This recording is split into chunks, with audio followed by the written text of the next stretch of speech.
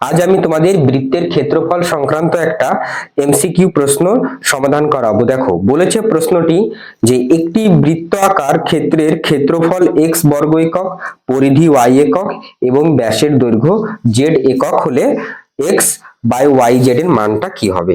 তাহলে দেখো বৃত্তের ক্ষেত্রফল আমরা কি জানি, বৃত্তের ক্ষেত্রফল পাই আর স্কয়ার, এর মানটা দিয়ে দিয়েছে x বর্গ একক।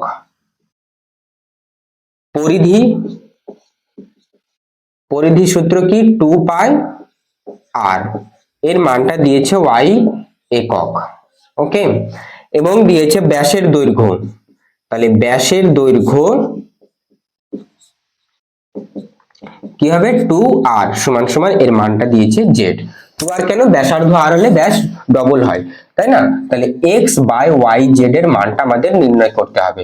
তাহলে দেখো x এর স্থানে কি লিখবো, ক্ষেত্রফল, তাই না? x ইকুয়ালস টু মানে ক্ষেত্রফল, তাহলে পাই আর স্কয়ার, y এর মান 2 পাই আর ইনটু z এর মান 2r।